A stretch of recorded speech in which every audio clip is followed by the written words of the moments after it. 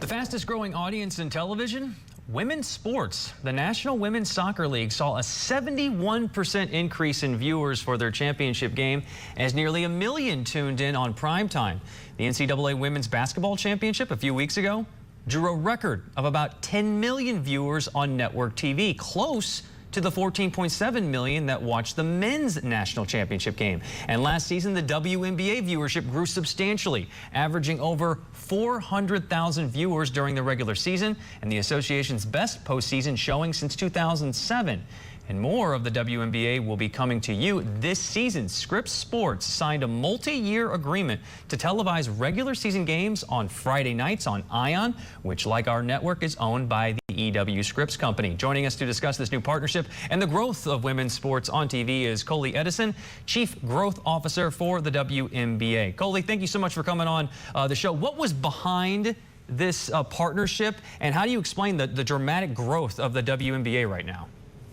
Yeah, thanks so much for having me. We might be coworkers now, so it's great. No, I think for us, it's all about reach and expanding our footprint. So right now in the WNBA, it's the strongest our game has ever been on the court. And we're really seeing media companies and investors paying attention to this. The growth in the WNBA has been exponential. From a dollars and cents standpoint, we raised $75 million in a capital raise last year, the largest ever in women's sports.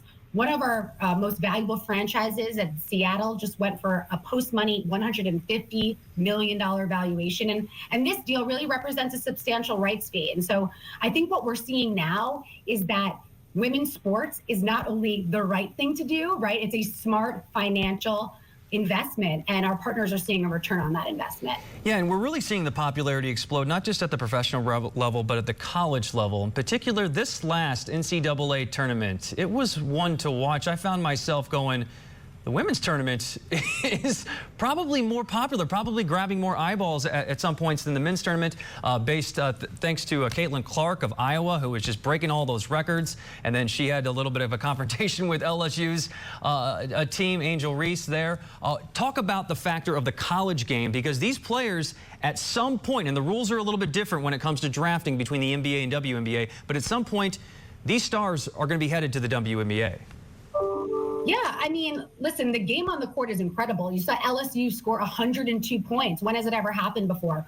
I also think there's really clear storylines, right? There's rivalries. We know who we want to root for. And then lastly, like you mentioned, just these incredible personalities. So as these key players really transition from NCAA to the WNBA, it's our job to tell that narrative, to tell the players' stories.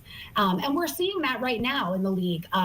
It's really a changing of the guards. We had Sue Bird retire last year. DT and Candace might be in their final seasons. So we're seeing new talent emerge, people like Asia Wilson, Ryan Howard, Sabrina Ionescu. So it's all about storytelling around these players and making it easier to be a fan. And if I can go back to the new partnership with Scripps and our Friday night spotlight, it's all to that same point, right? How do we direct our fans where to watch, when to watch? How do we create appointment viewership?